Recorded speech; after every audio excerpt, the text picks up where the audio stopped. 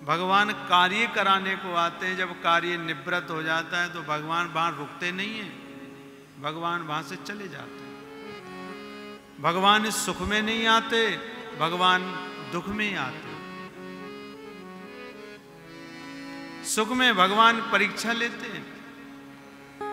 जब अथाह सुख जब होता है तो ठाकुर जी कहते हैं अब मैं यहाँ की परीक्षा लूं, अनेक प्रकार से परीक्षा लेते हैं।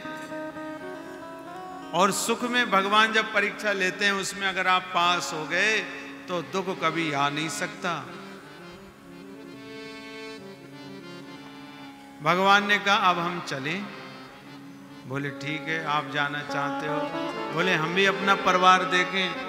पूरे हस्तिनापुर को ये बात जब पता चले कि भगवान आज जा रहे हैं द्वारकापुरी को, धर्मराज युधिष्ठिर जी महाराज ने बड़ा सुंदर रथ सजवाया, बहुत सुंदर सजवाया। हस्तिनापुर के सब आज भगवान को विदाई देने को जब आ रहे तो भगवान रथ पर विराजमान हो रहे हैं, विदाई ले रहे हैं, सबसे हाथ जोड़ जोड़ करके सबको प्रणाम कर रहे हैं। पर भगवान जब रथ पे बैठने लगे तो भगवान का एक चरण जमीन पर था और एक चरण भगवान का रथ के ऊपर था। पीछे को झांक करके जब देखा तो कोने में खड़ी खड़ी कुंती बुआ रो रही थी।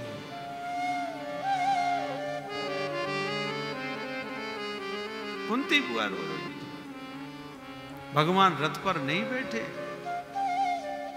किसी को रोता हुआ भगवान देख नहीं सकते।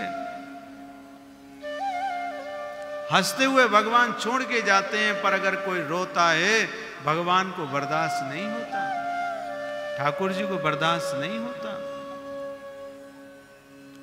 इसलिए मंदिर में कभी ज्यादा रोना नहीं चाहिए, ठाकुर जी के आगे ज्यादा रोना नहीं चाहिए, क्योंकि ठाकुर जी को बर्दाश्त नहीं होता है। आपकी प्रसन्नता बर्दाश्त कर लेते, आपकी स्तुति स्वीकार कर लेते हैं, आपकी प्रार्थना स्वीकार कर लेते हैं, पर आपका रुदन कभी बर्दाश्त नहीं कर सकते। कुंती जब रो रही थी तो भगवान रथ पर नहीं बैठे। सबने कहा भगवान क्या हुआ, कहां जा रहे हो? भगवान दौड़ करके कुंती बुआ के पास पहुंच गए, प्रणाम किया। और कुंती से भगवान ने कहा क्यों बुआ, क्या बात है? कुंती ने कहा भगवान आज हमारे हस्तिनापुर को छोड़ करके आप जा रहे हो, हम निरंतर आपका दर्शन किया करते थे, हमारी आदत थी। प्रातः काल जब होता हम सोचते कि लाओ कृष्ण अब आ रहे होंगे, अब हम कृष्ण का दर्शन करें, पर आज हमारे हस्तिनापुर को छोड़ करके आप जा रहे हो, मैं कैसे बर्दाश्त कर पाऊंगा? आपके अलावा भी इस हस्तिनापुर में अब और है तो है कौन?